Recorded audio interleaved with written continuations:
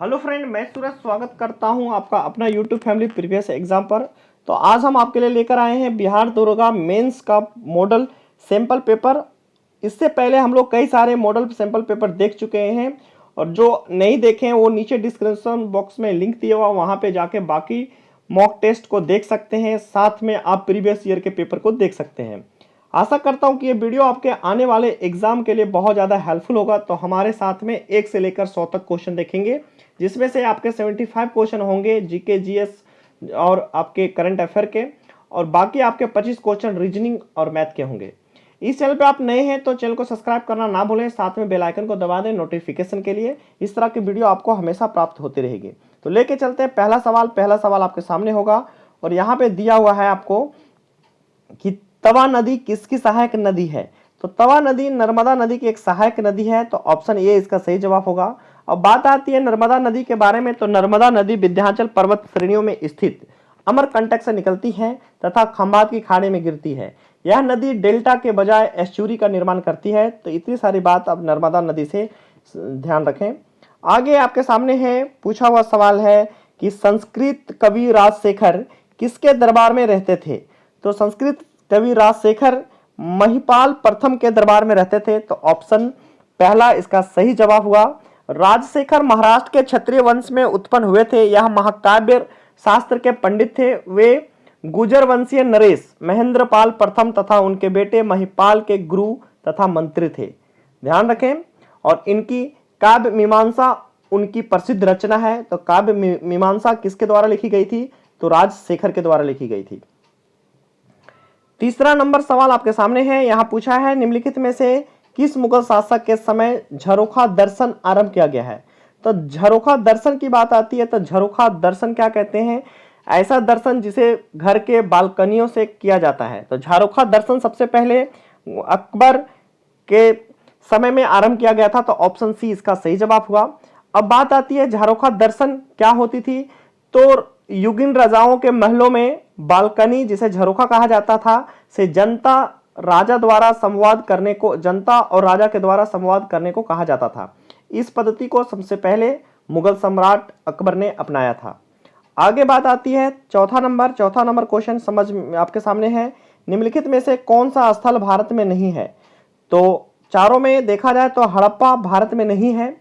सिंधु घाटी सभ्यता का प्रमुख केंद्र हड़प्पा रहा है जो पाकिस्तान में है। यह रावी नदी के किनारे स्थित है और इसका जो उत्खनन हुआ था 1921 ईस्वी में दयाराम साहनी एवं मधो स्वरूप के देखरेख में हुआ था।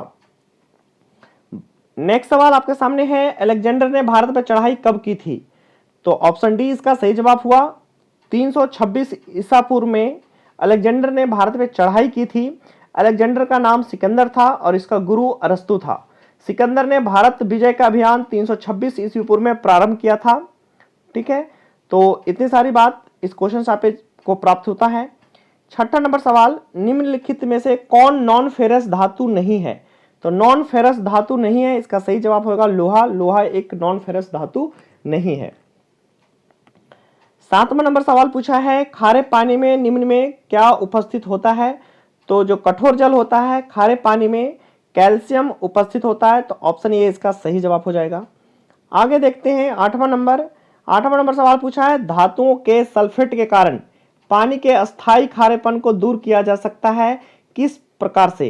तो यहाँ पे ऑप्शन ए सही हो जाएगा। जियोलाइट प्रोसेस से हम लोग परमानेंट हार्डनेस को दूर करते हैं, जल के अस्थायी खारेपन को दूर करते हैं जियोलाइट प्रोसेस से। तो ध्यान रखें, ये सवाल बहुत बार रिपीट हुआ है। आगे क्वेश्चन नंबर 9, तमिलनाडु में जाड़े में वर्षा क्यों होती है। तो तमिलनाडु में सर्दियों के टाइम में वर्षा होती है, कारण होता है बंगाल की खाड़ी से उठे तूफान से। तो ऑप्शन बी इसका सही जवाब हुआ। 10वां नंबर सवाल आपके सामने है। पूछा हुआ है कि ब्राउन रिंग प्रशिक्षण का प्रयोग क्यों करते हैं। तो ब्राउन रिंग प्रशिक्षण का प्रयोग हम लोग केमिस्ट्री में, रसायन में नाइट्रस के विश्लेषण के लिए करते हैं। तो ऑप्शन ए इसका सही जवाब हुआ। आगे देखते हैं 11 नंबर सवाल, और 11 नंबर सवाल आपके सामने है। पूछा हुआ है कि पाचन के रसों में निम्नलिखित में से कौन सा अम्ल पाया जाता है। तो पाचन के रसों में बात किया जाए तो हाइड्रोक्लोरिक एसिड, जिसे हम लोग ठीक है, HCl के नाम से भी जानते हैं, ये पाया जाता है। आगे देखते हैं 12 नंबर सवाल पूछा है, फैराडे का नियम किस प्रक्रिया से संबंधित है? तो फैराडे का नियम इलेक्ट्रोलिसिस प्रक्रिया से संबंधित है, जिससे हम लोग धातुओं का निष्कर्षण करते हैं और उसमें एक एनोड एक कैथोड लगा रहता है। आगे देखते हैं 13 नंबर सवाल पूछा है, निम्नलिखित में से कौन सा नियम गैसों से संबंधित नहीं है? तो अभी आपने देखा कि फैराडे के नियम इलेक्ट्रोलिसिस संबंधित है, तो यह गैसों से संबंधित नहीं है। ऑप्शन डी इसका सही जवाब हुआ। बाकी आपको तीनों नियम, बॉयल्स, चार्ल्स और गेल लुसाक का नियम, ये गैस से संबंधित है। आगे 14 नंबर सवाल आपके सामने, टोडरमल किससे संबंधित थे? तो टोडरमल ऑप्शन ए भूमि सुधार के कार्य से संबंधित थे। तो राजा टोडरमल मुगल सम्राट अकबर के दीवान एवं उनके दरबार को सुशोभित करने वाले 9 रत्नों में से एक थे। ठीक है, आगे देखते हैं 15 नंबर सवाल में पूछा है, निम्नलिखित में से कौन सा पदार्थ प्राकृतिक रूप से खट्टा होता है? तो इसका सही जवाब होगा सिरका। सिरका प्राकृतिक रूप से खट्टा पदार्थ होता है। आगे देखते हैं 16 नंबर सवाल, निम्नलिखित में से कौन सा धातु प्रकृति में मुक्त अवस्था में पाई जाती है? तो प्रकृति में मुक्त अवस्था में या फ्री स्टेट में पाए जाने वाला धातु का नाम है सोना। सोना सबसे कम अभिक्रिया करने वाला या तो ना के बराबर अभिक्रिया करने वाला धातु है, इसी वजह से यह प्रकृति में मुक्त अवस्था में पाई जाती है। 17 नंबर सवाल, बॉक्साइड एस्क है, तो बॉक्साइड किसका एस्क है? तो एल्यूमिनियम का एस्क है, इसी से एल्यूमिनियम का निष्कर्षण करते हैं, एल्यूमिनियम प्राप्त करते हैं। 18 नंबर सवाल पूछा है कि भोपाल गैस त्रसदी में कौन सा गैस लीक हुआ था? तो भोपाल गैस ट्रेजेडी में मिथाइल आइसोसाइनाइड नामक गैस का लीक हुआ था, जिसके कारण कई हजार लोगों की जान चली गई थी। आगे देखते हैं 19 नंबर सवाल। 19 नंबर सवाल पूछा है, परिस्थिति विज्ञान इकोलॉजी का किससे संबंध है? तो इकोलॉजी का किससे संबंध है, इसके ऑप्शन देखते हैं, फिर हम बात करते हैं। तो यहाँ पे जब देखेंगे ऑप्शन आपके सामने, यहाँ पे 4 ऑप्शन दिया हुआ है। तो पहला दिया है चिड़िया, कोशिका संरक्षण, दूसरा, तीसरा शरीर संरचना और वातावरण से, चौथा तंतु से। तो इको आपका परिस्थिति तंत्र की बात किया जाए, इकोलॉजी की बात किया जाए, तो इकोलॉजी जो है आपका शरीर संरचना तथा वातावरण से संबंधित है।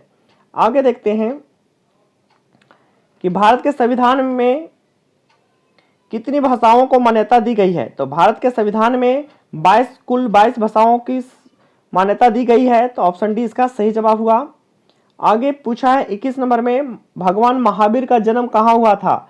तो भगवान महावीर का जन्म कुंडग्राम वैशाली में हुआ था, तो ऑप्शन सी इसका सही जवाब हुआ। आगे देखते हैं 22 नंबर सवाल। 22 नंबर सवाल पूछा है, विद्युत सेल में किस तरह की ऊर्जा निहित होती है?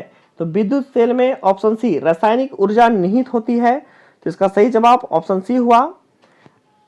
इस तरह की ऊर्जा की बात किया जाए और विद्युत सेल की बात किया जाए तो एक बैटरी भी एक विद्युत सेल का एग्जाम्पल है, जिसमें रासायनिक ऊर्जा होती है, बाद में ये ऊर्जा मतलब आपका वैद्युत ऊर्जा में कन्वर्ट हो जाती है। आगे देखते हैं क्वेश्चन नंबर 23 में, किस किताब के लिए सलमान रुश्दी को बुकर पुरस्कार मिला था?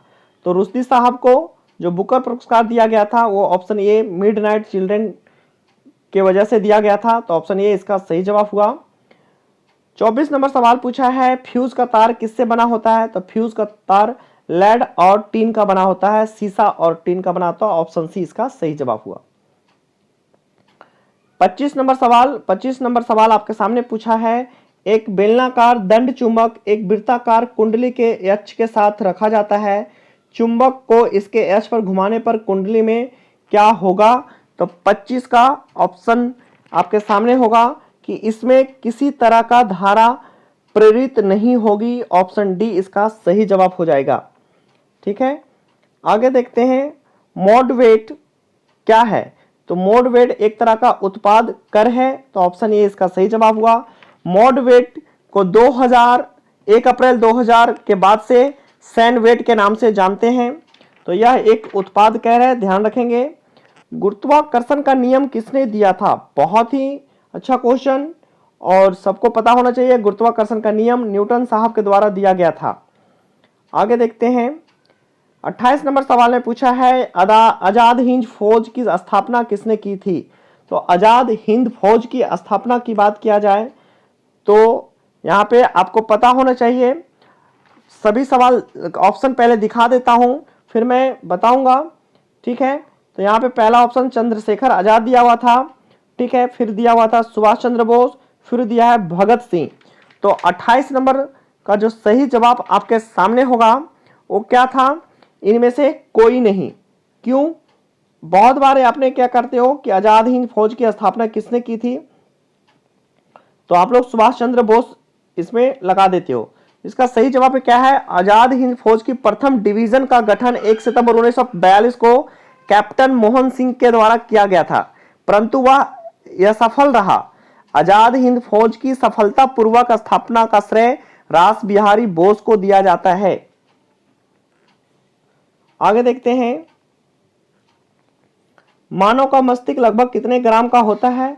तो मानव की मस्तिष्क की बात किया जाए तो यह लगभग आपका 1350 से लेकर 1400 ग्राम के बीच में होता है। तो 1350 यहाँ पे आप सही जवाब लगा सकते हैं। आगे देखते हैं 30 नंबर सवाल। 30 नंबर सवाल आपके सामने है, शुष्क सेल में जो ऊर्जा संग्रहित होती है वह किस प्रकार की ऊर्जा होती है। तो 30 का ऑप्शन बी सही जवाब होगा, रासायनिक ऊर्जा। जितने सारे सेल होते हैं उसमें रासायनिक ऊर्जा संग्रहित होती है। 31 नंबर सवाल में पूछा है, वायुमंडल की बाह्यतम परत को क्या कहा जाता है। तो वायुमंडल के बाह्यतम परत को एक्सोस्फीयर कहा जाता है। ऑप्शन ए इसका सही जवाब हुआ। 32 नंबर सवाल पूछा है, यदि 2 किलोग्राम द्रव्यमान वाली किसी वस्तु पर 8 न्यूटन बल लगाया जाए तो उत्पन्न त्वरण मीटर पर सेकंड स्क्वायर में ज्ञात करें। तो आपको पता होना चाहिए बल बराबर जो होता है द्रव्यमान गुणे त्वरण होता है, मास इंटू एक्सीलरेशन होता है। यहां से आप एक्सीलरेशन त्वरण को निकाल सकते हैं। तो क्या होगा, आपका बल बटे में मास, मतलब 8 को 2 से भाग देंगे तो कितना आ जाएगा, 4 मीटर पर सेकेंड। ऑप्शन ए इसका सही जवाब होगा। 33 नंबर सवाल पूछा है, यदि किसी वस्तु में कार्य करने की क्षमता है तो कहा जाता है कि इसमें क्या है। तो इसमें क्या है, कार्य करने की क्षमता को हम लोग ऊर्जा कहते हैं। तो ऑप्शन डी इसका सही जवाब हो जाएगा। 34 नंबर सवाल देखिए, प्रसिद्ध खजुराहो की गुफाएं स्थित हैं। तो प्रसिद्ध खजुराहो की गुफाएं कहां पे स्थित हैं, तो ये मध्य प्रदेश में स्थित हैं। तो 34 का ए ऑप्शन सही हो जाएगा। खजुराहो की गुफाएं मध्य प्रदेश में छतरपुर जिले के समीप स्थित हैं। चंदेल राजाओं द्वारा यहाँ निर्मित अनेक मंदिर हिंदू सत्यापत एवं कला की दृष्टि से अत्यंत ही उत्कृष्ट हैं। आगे देखते हैं, सिखों के 10वें गुरु कौन थे। तो सिखों के 10वें गुरु की बात किया जाए तो आपका 35 का ऑप्शन बी सही हो जाएगा। गुरु गोविंद सिंह जी सिखों के 10वें गुरु थे और सिख धर्म के संस्थापक एवं प्रथम गुरु नानक देव जी थे, ठीक है। और सिखों के जो 10वें गुरु कहा जाए या तो इन्हें अंतिम गुरु कहा जाए, ये गुरु गोविंद सिंह जी थे जिनका जन्म पटना साहिब में हुआ था। इन्हीं के जन्म के उपलक्ष्य में हम लोग प्रकाश वर्ष पटना में हर साल मनाते हैं। आगे देखते हैं 36 नंबर सवाल। और 36 नंबर सवाल आपके सामने कुछ इस प्रकार का है। यहां दिया हुआ है, निम्नलिखित में से कौन सा अध्यादेश किसी निजी व्यक्ति के विरुद्ध जारी किया जा सकता है। तो यहाँ पे देखिए पहला, तीसरा या तो तीसरा, तो यहाँ पे किस तरह का है। तो 36 का आप देखेंगे तो यहाँ पे ऑप्शन ए सही हो जाएगा, केवल तीसरा। बंदी प्रत्यक्षीकरण जो है वो किसी व्यक्ति के निजी व्यक्तिगत विरुद्ध के रूप में जारी किया जा सकता है। आगे देखेंगे 37 नंबर सवाल। और 37 नंबर सवाल आपके सामने है, पाकिस्तान के अधिकार वाले कश्मीर शहर की राजधानी कहां पे है, जिसे हम लोग पीओके कहते हैं, पाकिस्तान ऑक्युपाइड कश्मीर, उसकी राजधानी कहां पे है। तो इसका सही जवाब मुजफ्फराबाद है, ऑप्शन सी, ठीक है। काफी चर्चा में रहा था पीओके और आपका बालकोट, मुजफ्फराबाद, ठीक है। और फिलहाल जम्मू कश्मीर भी काफी चर्चा में रहा है। धारा 370 जो वहां से हटा लिया गया है और 35A, ठीक है। तो अब ध्यान रखें वहां के गवर्नर के बारे में, ठीक है। 2 केंद्र शासित प्रदेश में उसे बांट दिया गया है, जम्मू एंड कश्मीर को। आगे देखते हैं 38 नंबर सवाल, निम्नलिखित में से कौन सी सबसे पुरानी संस्था है तो सबसे पुरानी संस्था कौन सी है? तो ऑप्शन डी इसका सही जवाब हो जाएगा, ब्रह्म समाज। ब्रह्म समाज जो है वो सबसे पुरानी संस्था है। जैसा कि आपको पता है, ब्रह्म समाज का स्थापना 1828 ईस्वी में कलकत्ता में हुआ था और इनके संस्थापक राजा राम मोहन राय थे। आगे देखते हैं, ठीक है, 39 नंबर सवाल। और 39 नंबर सवाल में पूछा है वो आपको, क्या जेनेटिक्स में किसका अध्ययन किया जाता है? तो जेनेटिक्स में हम लोग किसका अध्ययन करते हैं? तो आपका 39 का ऑप्शन ये सही जवाब होगा, अनुवांशिकता एवं गुणसूत्र का, क्रोमोजोम एंड जेनेटिक का स्टडी करते हैं हम लोग जेनेटिक्स में। आगे बात करते हैं, मुस्लिम लीग ने भारत में विभाजन की मांग सर्वप्रथम कब की थी? तो मुस्लिम लीग ने भारत में विभाजन की मांग सर्वप्रथम ऑप्शन सी 1940 ईस्वी में की थी। तो ये बात आप ध्यान में रखें, ठीक है। मुस्लिम लीग ने भारत विभाजन अलग पाकिस्तान राष्ट्र की मांग सर्वप्रथम 22 मार्च 1940 को मुस्लिम लीग के ऐतिहासिक लाहौर अधिवेशन में किया गया था। 41 नंबर सवाल, भारत में तेल की पहली, ठीक है, परिष्करणशाला स्थापित की गई थी। तो सबसे पहले भारत में तेल की शोध कारखाना जो खोला गया था वो कहां पे खोला गया था? ऑप्शन सी इसका सही जवाब हो जाएगा, डिगबोई में खोला गया था, ठीक है। तो डिगबोई में खोला गया था, असम के डिगबोई स्थान पे। आगे देखते हैं 42 नंबर सवाल, बीकन प्रकाश के रूप में प्रयुक्त निष्क्रिय गैस कौन सी गैस है? तो 42 का ऑप्शन डी सही जवाब होगा, नियोन। नियोन एक बीकन प्रकाश के रूप में प्रयुक्त होने वाला निष्क्रिय गैस है। आगे आपके सामने दिया हुआ यहाँ पे कि शताब्दी एक्सप्रेस गाड़ी का अधिकार का नाम किसकी शतवर्षी को संबोधित करता है? तो शताब्दी एक्सप्रेस गाड़ी का नाम आपके जवाहरलाल नेहरू के शतवर्षी को संबोधित करता है। तो ऑप्शन डी इसका सही जवाब हो जाएगा। आगे देखते हैं, बेकिंग सोडा का रासायनिक नाम क्या है? तो बेकिंग सोडा का रासायनिक नाम क्या है? तो इसका सही जवाब आपके सामने है, ठीक है, सोडियम बाइकार्बोनेट, ऑप्शन बी। 45 नंबर सवाल आपके सामने कि कंप्यूटर में गणनाएं करने के लिए कौन सा अवयव मुख्यतः उत्तरदायी होता है? तो कंप्यूटर में जो गणनाएं की जाती है, काउंटिंग की जाती है, उसके लिए उत्तरदायी कौन सा होता है? तो 45 का ऑप्शन सी सही हो जाएगा, अर्थमेटिक लॉजिकल यूनिट, ALU, ठीक है। आगे देखते हैं 46 का, भारत का सबसे सूखा भाग कौन सा है? तो भारत का सबसे सूखा भाग पश्चिमी राजस्थान को माना गया है, भारत का सबसे सूखा भाग। तो ध्यान रखेंगे 46 का ऑप्शन ए सही जगह हो जाएगा। भारत के पश्चिमी राजस्थान में जैसलमेर को सबसे सूखा क्षेत्र माना गया है, जहां 10 सेंटीमीटर से भी कम वर्षा होती है। मुंबई हाई किससे संबंधित है?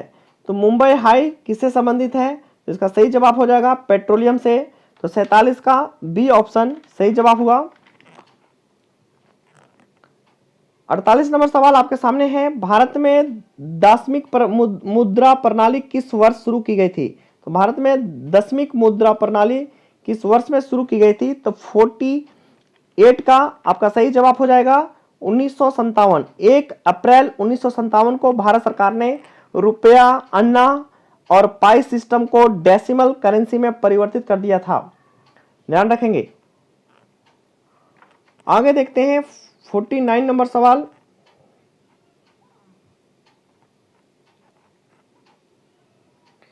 नंबर सवाल आपके सामने है और यहां पे पूछा गया है कि निम्न में से किस वस्तु का केवल विनिमय मूल्य है? तो निम्न में से कौन सी ऐसी वस्तु है जिसका केवल विनिमय मूल्य है? तो 49 का आपका सही जवाब ऑप्शन ए हो जाएगा, हीरा। हीरा का केवल विनिमय मूल्य होता है, ठीक है। तो यहाँ पे देखेंगे 50 नंबर सवाल नेक्स्ट, सन 1961 में पुर्तगालियों से कौन से भारतीय राज्य को मुक्त कराया गया था? तो पुर्तगालियों से कौन सा भारतीय राज्य को मुक्त कराया गया था? तो सबको पता होना चाहिए, ऑप्शन सी, गोवा को हम लोग पुर्तगालियों से 1961 में लिए थे। तो सी ऑप्शन इसका सही जवाब हो जाएगा। आगे 51 नंबर सवाल में पूछा है, दूसरी पंचवर्षीय योजना ने किसको प्राथमिकता दी थी? तो दूसरी पंचवर्षीय योजना में किसको सबसे ज्यादा प्राथमिकताएं दी गई थी? तो ऑप्शन सी सही हो जाएगा, भारी उद्योग को, ठीक है, तो 51 का ऑप्शन सी इसका सही जवाब हो जाएगा। 52 नंबर सवाल में पूछा है, राज्य के लिए एक निर्वाचन आचिका का निर्णय करने का अधिकार किसको है? तो राज्य के लिए एक निर्वाचन आचिका का निर्णय करने का अधिकार की बात किया जाए तो 52 का ऑप्शन सी सही हो जाएगा, उच्च न्यायालय को। वहीं पे केंद्र की बात किया जाए तो आपका उच्चतम न्यायालय इसका सही जवाब होता। 53 में पूछा है, संघ जिसे हम लोग संघीय सूची में कितनी मदें हैं? तो संघीय सूची में मदों की संख्या बात किया जाए तो 53 का ऑप्शन सी सही जवाब होगा, 97। 54 देखिए, संसद के 2 सत्रों के बीच अधिकतम कितना अंतराल दिया जा सकता है? तो इसका सही जवाब होगा 6 महीने। ये सबसे 6 महीने अधिकतम समय का अंतराल होता है और साल भर में कम से कम 2 बैठकें, 2 सत्र का होना बहुत जरूरी होता है। आगे देखते हैं 55 नंबर सवाल, संविधान में मूल कर्तव्य कब शामिल किया गया था? तो संविधान में मूल कर्तव्य कब शामिल किया था? तो इसका सही जवाब 1976 ईस्वी, ऑप्शन बी हो जाएगा। ठीक है, 1976 ईस्वी संविधान के 42वें संविधान संशोधन में मूल कर्तव्य को शामिल किया गया था। आगे देखते हैं 56 नंबर सवाल, इसमें दिया है, देश में छोटे किसानों को परिभाषित किया गया है, वे किसान जिनके पास जोत क्षेत्र है। तो छोटे किसानों को परिभाषित किया गया है तो उनके पास कितने जोत होनी चाहिए? 56 का ऑप्शन बी, 1 से 2 हेक्टेयर के बीच में कई किसानों के पास जोत का क्षेत्र है तो उनको छोटे किसानों के अंतर्गत रखा गया है। आगे देखते हैं 57 नंबर सवाल, पूछा है, किस गुप्त शासक को विक्रमादित्य की उपाधि दी गई थी? तो आपको पता होना चाहिए, ऑप्शन डी, चंद्रगुप्त द्वितीय को विक्रमादित्य की उपाधि दी गई थी। तो डी ऑप्शन इसका सही जवाब हुआ। 58 नंबर सवाल, 1854-1856 में क्रिमियन युद्ध किनके बीच लड़ा गया था? तो 1854 से 56 के बीच में जो क्रिमियन युद्ध लड़ा गया था वो रूस और तुर्की के बीच में लड़ा गया था। तो ऑप्शन ए इसका सही जवाब हुआ। क्रिमियन युद्ध अक्टूबर 1953 फरवरी से लेकर 1856 के बीच में लड़ा गया था। इसे पूर्वी युद्ध के नाम से भी जाना जाता है। आगे देखते हैं, लास्ट सपर एक प्रसिद्ध रिनेसेंस चित्रकारी किसकी श्रेष्ठ कृति है? तो लास्ट सपर की बात किया जाए तो एक प्रसिद्ध रिनेसेंस चित्रकारी है, यह किसकी कृति है?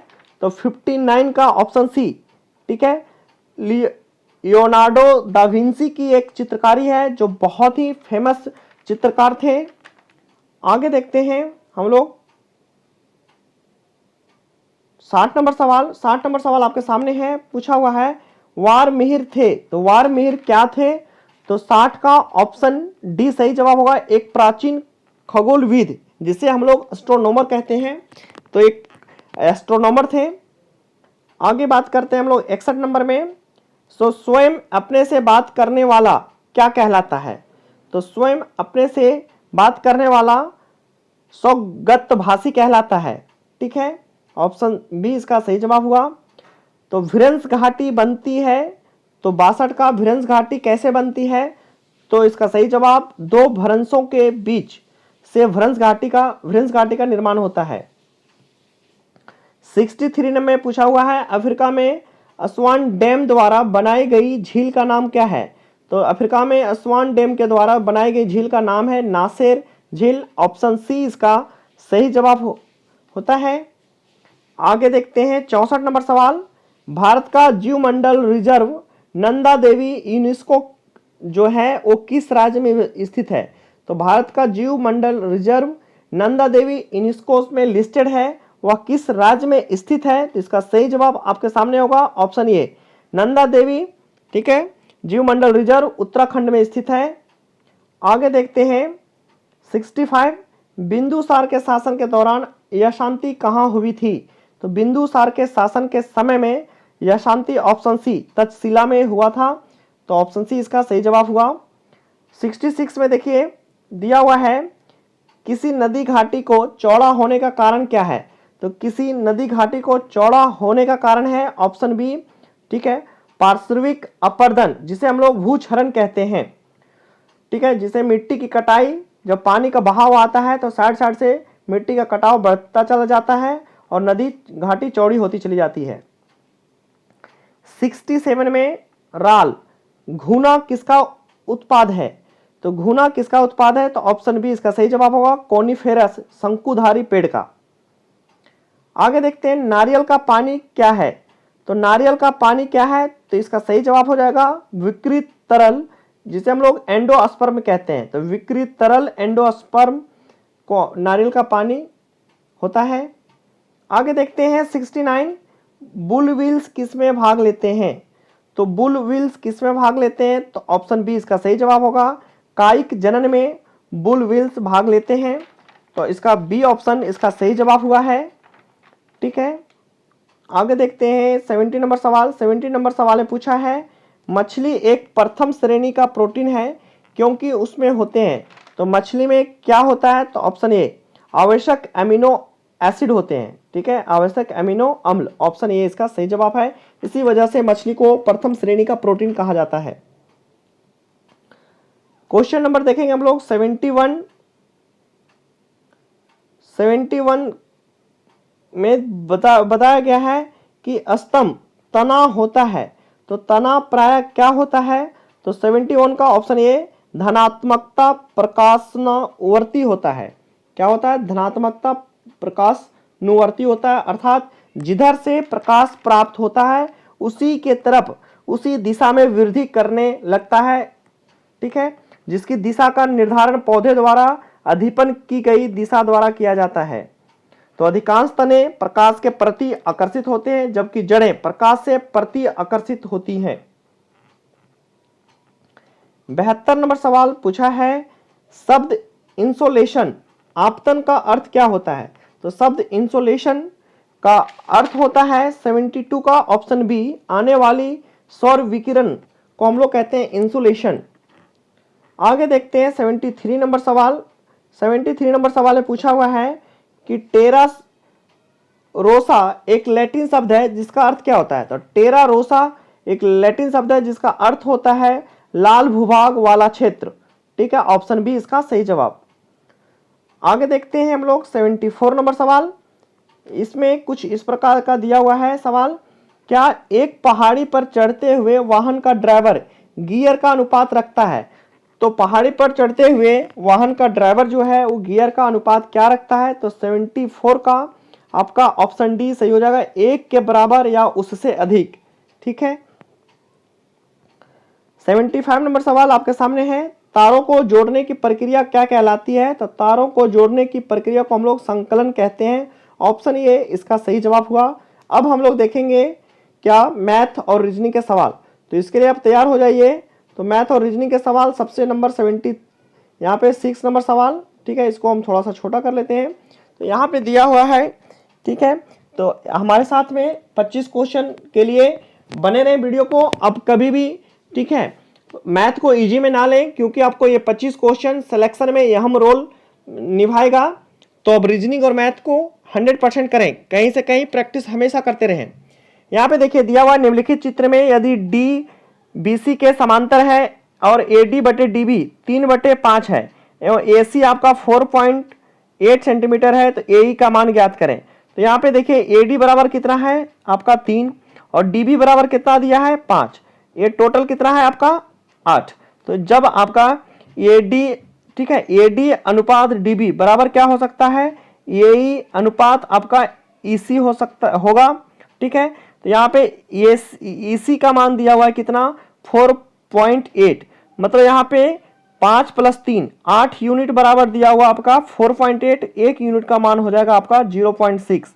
इस वजह से आपको AE की बात किया जाए तो AE क्या हो जाएगा आपका, यहाँ पे ये भी 3 होगा और ये भी 5 होगा, तो AE का मान हो जाएगा आपका यहाँ से क्या 3 × 0.6, तो ये हो जाएगा 1.8, इसका सही जवाब होगा कितना, ऑप्शन डी।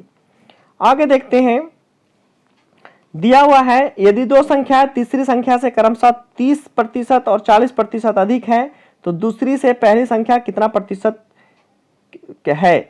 तो यहाँ पे देखिए A, B और C ये 3 संख्या ले लेते हैं। सी को कहीं 100 मान लेते हैं, 100% मानते हैं, तो दो संख्याएं, तीसरी संख्या से 30% और 40 पर अधिक है, तो ये आपका 130 हो जाएगा और ये आपका क्या होगा 140, क्योंकि बताया गया है कि जो पहली और दूसरी संख्या तीसरी से 30 और 40% अधिक है। अब 0 0 यहाँ से काट लें तो यहाँ पे क्या 13, 14 और 10, तो पूछा है तो दूसरी से पहली संख्या का प्रतिशत क्या है, दूसरी से, तो पहली संख्या कितना है 13, दूसरी संख्या क्या है 14 और गुने में कितना होगा 100। इसको जब सॉल्व करेंगे आप तो आपका जवाब आएगा 92 सही 6/7%। आगे देखते हैं 78 नंबर सवाल पूछा है 1 मिनट 12 सेकेंड 1 घंटे का कितना प्रतिशत है। तो 1 घंटा 12 सेकेंड मतलब 1 मिनट 12 सेकेंड, 1 मिनट बराबर 60 सेकेंड और 12 सेकेंड कितना हुआ 72 सेकेंड, और 72 सेकेंड आपका 1 घंटे का कितना प्रतिशत, तो 1 घंटा में कितने सेकेंड होते हैं, तो 3600 सेकेंड होते हैं, और गुने में आप 100 कर लेंगे तो यहाँ से 2 0 से 2 0 और 36 दूना 72 अर्थात 2% होता है। आगे देखते हैं 79 नंबर सवाल। 79 नंबर सवाल को हम लोग दो भागों में देखेंगे, यहाँ पे दिया हुआ है इस तरह से कुछ सवाल है। आप देखेंगे कि ए किसी काम को 20 दिन में करता है तथा बी उसी काम को 30 दिन में करता है, दोनों मिलकर उस काम को कितने दिन में करेंगे, तो 20 और 30 दिन में करते हैं, दोनों का एलसीएम कितना होगा आपका 60 हो जाएगा। एफिशिएंसी की बात किया जाए ए और बी की, तो ये 3 और इसका एफिशिएंसी 2, और दोनों मिल जाएंगे, ए करेगा 3 यूनिट काम, बी करेगा 2 यूनिट, और टोटल काम 5 यूनिट करेगा, 60 यूनिट करना है, तो 60/5 अर्थात 12 दिन का समय लगेगा। ऑप्शन ए इसका सही जवाब होगा। आगे देखते हैं हम लोग 80 नंबर सवाल।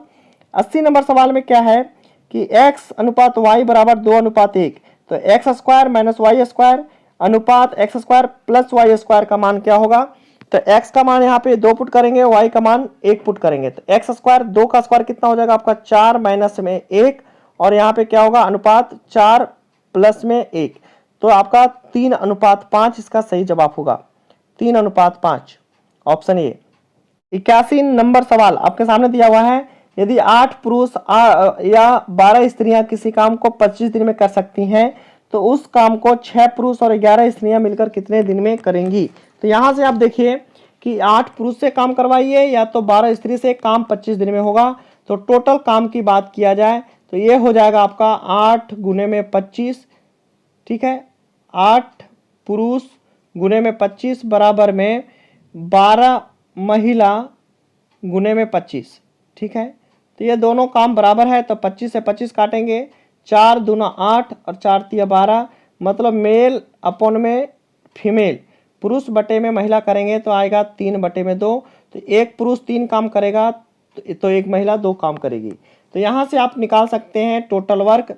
तो टोटल वर्क जो आपके सामने आएगा वो कितना आएगा, 8 पुरुष, एक पुरुष 3 काम, तो 8 पुरुष 24, और टोटल 25 दिन लगता है, तो टोटल काम क्या होगा 24 गुने में 25, ठीक है, कितना आएगा 24 गुने में 25। और ये काम कितने को करना है, तो ये काम करना है 6 पुरुष 11 स्त्री, एक पुरुष 3 काम, तो 6 पुरुष कितने करते हैं, तो यहाँ पे पहले देखिए 24 गुने 25 आपका टोटल काम है, एक पुरुष 3 काम, तो 6 पुरुष 18 काम करेंगे, वहीं पे एक महिलाएं 2 काम, तो 11 महिलाएं 22 काम करेंगी। तो आपका ये कितना हो जाएगा 24 गुने 25 बटे में 40 हो जाएगा। और इसको जब सॉल्व करेंगे तो 81 का ऑप्शन डी 15 दिन का समय आएगा। आगे देखते हैं 82 नंबर सवाल। और 82 नंबर सवाल आपके सामने है कि 100 गुने 10 माइनस में 100 प्लस 2000 डिवाइडेड बाई 100, तो 2 जीरो से ये 2 जीरो कट जाएगा, 20 बचेगा। तो यहाँ पे क्या होगा 1000, ठीक है, 100 गुने 10 1000, और इसमें से 100 में से 20 चला जाएगा तो कितना बचेगा 80, और यहाँ पे इसका आंसर क्या आएगा 920, और 920 का सही जवाब है। आगे देखते हैं, यहाँ पे पूछा है 83 नंबर सवाल में पूछा है कि निम्न में से विषम को ज्ञात करें। तो विषम क्या है, तो यहाँ पे 1 का वर्ग, 2 का वर्ग, 3 का वर्ग, 4 का वर्ग, और यहाँ पे आपका 5 का वर्ग 25 होना चाहिए, लेकिन 20 दिया हुआ है तो ये अलग है, विषम है। आगे यहाँ पे एक लॉग का सवाल दिया हुआ है 84 का, वैसे आपके सिलेबस में लॉग नहीं है, फिर भी एक सवाल सेट में दिया गया है तो आप इसको खुद से सॉल्व कर लेंगे, और इसका ऑप्शन डी दिया हुआ है, ठीक है, तो यहाँ पे दिया भी नहीं है, तो ये ध्यान रखेंगे। तो इस सवाल को हम लोग हटा लेते हैं टेस्ट सीरीज से। आगे देखते हैं यहाँ पे, ठीक है, यहाँ पे लॉग वाले सवाल को वैसे आंसर दिया हुआ है 3/2 और आपको सॉल्व करना है तो आप देख लेंगे, बाकी यहाँ से आपको लॉग आपके सिलेबस में नहीं है। आगे देखें 85 में पूछा हुआ है कि किसी भिन्न का अंश और है ये, ठीक है, अंश और, ठीक है, किसी भिन्न के अंश और हर में क्रमशः 1 जोड़ने पर उसका मान 2 हो जाता है और अंश और हर में 1 घटाने पर उसका मान 4 हो जाता है। तो भिन्न का अंश क्या होगा? तो भिन्न का अंश क्या होगा? इसका सही जवाब आपका हो जाएगा ऑप्शन बी, ठीक है। बाई ऑप्शन भी कर सकते हैं क्योंकि आप यहाँ पे लेंगे 5, ठीक है, और यहाँ पे इसका क्या हो जाएगा आपका 1 होगा, ठीक है। तो इस तरह से आप लेंगे अंश और, ठीक है, तो यहाँ 5 और आपके सामने यहाँ पे क्या है 2, अंश 5 और हर 2 लेंगे, तो इसमें से आप 1 जोड़ेंगे और इसमें भी 1 जोड़ेंगे तो ये आपका 6/3 आएगा और ये बन जाएगा आपका 2। कहीं 5 में से आपने 1 घटाया और 2 में से 1 घटाया तो कितना आएगा 4/1। तो इस तरह से आप कर सकते हैं बाई ऑप्शन, ठीक है, कि अंश को 5 मान लें और हर को क्या मान लें 2 मान लें। तो इस तरह से आपका सही जवाब क्या होगा? Option B. आगे देखते हैं, यहाँ पे एक दिया हुआ है, ठीक है, इस तरह का प्री में भी आया हुआ था बिहार दरोगा में, तो मेंस में भी इस तरह का सवाल आएगा सिंप्लीफिकेशन का, लेकिन यहाँ पे कुछ गलत है। और यहाँ पे गलत क्या है? इस ऑप्शन में एक अलग से ऑप्शन ई नंबर डाल रहे हैं और यहाँ पे इसका सही -7 ऑप्शन बनेगा। तो इसको सॉल्व करेंगे तो कितना आएगा? -7। तो 86 नंबर को आप देख लेंगे और इसका जवाब आएगा -7। आगे यहाँ पे दिया हुआ है फिर से 87, निम्न में से विषम को ज्ञात करें। तो यहाँ पे 2 के घन दिया हुआ है, घनमूल मतलब 2 के पावर 3 तो 8 होता है, 3 के पावर 3 27, 4 के पावर 3 कितना होता है आपका 64, 5 के पावर 3 125 होना चाहिए, लेकिन यहाँ पे दिया है 100, तो ये आपका गलत है। तो ऑप्शन बी इसका सही जवाब है। आगे देखते हैं 88 नंबर सवाल। 88 नंबर में पूछा है, ए किसी काम को 10 दिन में समाप्त कर सकता है, बी उसे 15 दिन में समाप्त कर सकता है, तो दोनों मिलकर उस काम को कितने दिन में करेंगे? तो एक 10 दिन में, दूसरा 15 दिन में, टोटल काम 30, एलसीएम ले लेंगे। यहाँ पे एफिशिएंसी 3 आएगा, यहाँ से क्षमता इनका 2 आएगा। 3 और 2 एक दिन में कितना काम? 5 काम, 30 काम करना है तो 6 दिन लगेंगे। ऑप्शन बी इसका सही जवाब है, ठीक है। इस तरह के सवाल भी आपको देखने को मिलेंगे। आगे देखते हैं कि यहाँ पे आपको दिया हुआ है सवाल 89, यहाँ पे क्या है? रीजनिंग का सवाल है कि एक दर्पण को MN रेखा पर रखे जाए तो दी गई उत्तर आकृतियों में से कौन सा आकृति प्रश्न आकृति को सही प्रतिबिंब बनाएगी? तो प्रतिबिंब से सवाल दिया हुआ है। तो यहाँ पे आप देखेंगे, यहाँ पे मैं दिखाता हूँ, ये जो आपको दिखाया गया है आकृति, तो यही वो आकृति है जिसे MN लाइन पे रखा गया, तो इसकी जो प्रतिबिंब बनेगा वो कैसा बनेगा? तो ऑप्शन ए इसका सही जवाब होगा, नीचे की ओर बनेगी इसकी प्रतिबिंब। आगे देखते हैं 90 नंबर सवाल। 90 नंबर सवाल आपके सामने है, बोला है निम्नलिखित में लुप्त संख्या ज्ञात करें। तो यहाँ पे लुप्त संख्या ज्ञात करें, तो 90 की बात किया जाए तो यहाँ पे आपके सामने यहाँ पे 55 इसका सही जवाब होगा। कितना होगा? 55। ये कैसा आएगा? तो यहाँ पे देखना है, क्या करना है, 9 का स्क्वायर करना है, ठीक है, माइनस में 6 का स्क्वायर करना है। तो 9 का स्क्वायर कितना आया? 81, और माइनस में कितना 6 का कितना होगा? 36। तो ये टोटल कितना हो गया आपका? 45, ठीक है। तो 9 का और 6 का इस तरह से 45। फिर 12 का स्क्वायर माइनस 7 का स्क्वायर 95, 8 का स्क्वायर माइनस 3 का स्क्वायर, तो ये आ जाएगा आपका 8 का स्क्वायर 64, 3 का स्क्वायर 9, 64 में 9 जाएगा तो कितना आएगा? 55। यहाँ पे दिया हुआ है 51, ठीक है। 91 नंबर सवाल में पूछा है, एक व्यक्ति की ओर संकेत करते हुए सीमा ने शाम से कहा कि उसका पिता तुम्हारी माता जी के पुत्रों में से एक है। शाम का उस व्यक्ति से संबंध क्या है? तो रिलेशनशिप का सवाल है। तो यहाँ से आप देखेंगे तो इसका सही जवाब आएगा ऑप्शन सी, चाचा। क्या क्या संबंध आएगा? चाचा इसका सही जवाब होगा। अब बना सकते हैं। यहाँ पूछा है निम्नलिखित में से बेमेल को चुनिए। तो बेमेल को चुनेंगे तो रिंकी पॉन्टिंग, ब्लेयर लारा, इस्माउल हक, ये सभी आपके हमारे देश के बाहर हैं, जबकि राहुल द्रविड़ हमारे देश का प्लेयर है। इस तरह से ये बी ऑप्शन सही होगा। बाकी बात करें, इन लोग बैट्समैन हैं और राहुल द्रविड़ बैट्समैन के साथ साथ में एक आपका विकेट कीपर के रूप में भी जाने जाते हैं, तो बी ऑप्शन बिल्कुल अलग है। आगे देखिए, यहाँ से 93 का पूछा है, निम्न में से बेमेल को चुनिए। तो ये आई ओ ये सब क्या है? वॉवेल है, और टी आपका क्या है? कॉन्सोनेंट है। तो ये अब ऑप्शन ए इसका सही जवाब हो जाएगा। आगे देखते हैं 94 नंबर सवाल। 94 नंबर सवाल में पूछा हुआ है कि शाम अपने घर से चलना प्रारंभ करता है। तो इसका देख लीजिए, इस तरह से बना लेते हैं। ये आपका ईस्ट है, ये वेस्ट है, ये नॉर्थ है और ये आपका साउथ है। ठीक है, तो शाम अपने घर से चलना शुरू करता है करके दक्षिण की ओर 35 मीटर जाता है। तो दक्षिण में कितना जाता है 35। फिर वह बाईं ओर मुड़ता है, तो बाईं ओर इधर मुड़ेगा और चलेगा 60। फिर वह बाईं ओर मुड़कर 35 आता है, मतलब वापस फिर से 35 आ गया है।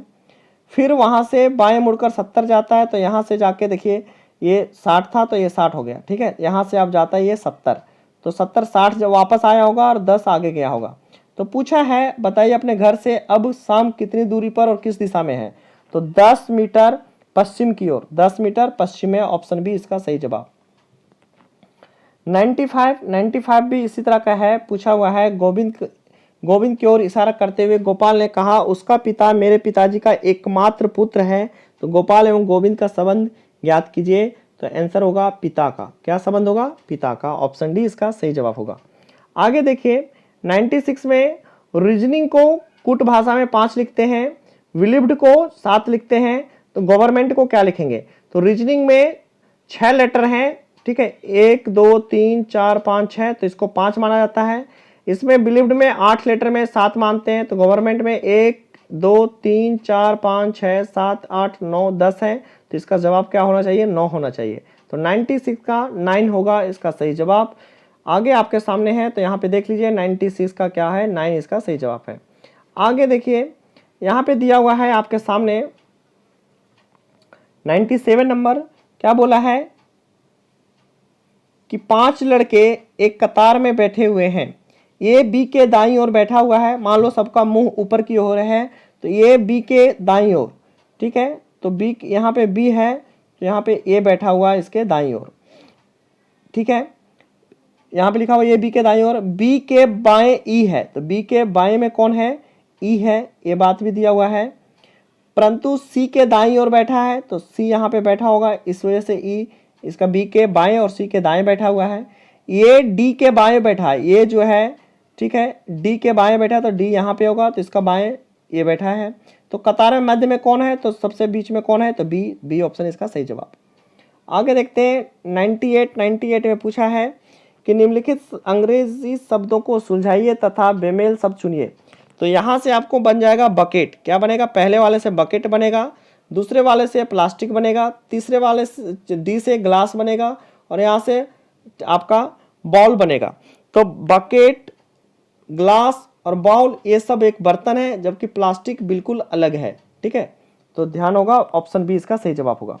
आगे देखेंगे, यहाँ से देखा बोला गया है कि आगे आप इन संख्याओं को भरें। तो 2 क्वेश्चन मार्क दिया हुआ है, तो इसको सॉल्व करेंगे तो कुछ इस प्रकार से आपको आएगा 99 का। ठीक है ना, 99 में पहले क्या है, 3 और 9 में देखेंगे तो 3 में और 9 में क्या है, कितने का अंतर है, तो 3 का गुना 3 है। ठीक है, वहीं पे 9 और 7 में कितने का है, 2 का। ठीक है, ये गुना में 3 किया है, फिर 2 कम है। फिर इसी तरह से 5 3 15 है। ठीक है, और 15 में 2 कम है। फिर आपका क्या है, 9 3 कितना होना चाहिए, 9 3 कितना होना चाहिए, 27, और 27 से 2 कम कितना होगा, 25। तो ऑप्शन सी इसका सही जवाब होगा। आगे दिया हुआ है 100 नंबर सवाल। BAT, बैट को 69 लिखते हैं, तो मैन को क्या लिखेंगे। तो बी का मान होता है 2, ए का मान होता है 1 और टी का मान होता है 20। ये कितना हुआ, 23। ठीक है, ये कितना हुआ 23, और 23 ना लिख के लिखा हुआ है 69। कितना गुना है, 3 गुना। इसी तरह से मैन का होता है 13, ए का होता मैं एम का 13, ए का 1 और एन का 14। तो ये टोटल आपका हो जाता है 28। कितना होता है, 28, और 28 का 3 गुना कितना होगा, 84। तो ये थे आपके 100 क्वेश्चन। ठीक है, तो 100 क्वेश्चन आपने कंप्लीट किया है। आपको ये टेस्ट सीरीज कैसा लगा नीचे कमेंट बॉक्स में लिखेंगे, इस वजह से आपके लिए मैं और टेस्ट सीरीज बना पाऊंगा और यहीं से मोटिवेशन मिलता है। आप चैनल पर नए हैं तो प्लीज़ चैनल को लाइक करना, ठीक है, सब्सक्राइब करना, वीडियो को ज़्यादा से ज़्यादा शेयर करना ना भूलें। आज के लिए इतना ही। थैंक यू, बाय बाय, मिलते हैं नए वीडियो में। तब तक के लिए जय हिंद, वंदे मातरम।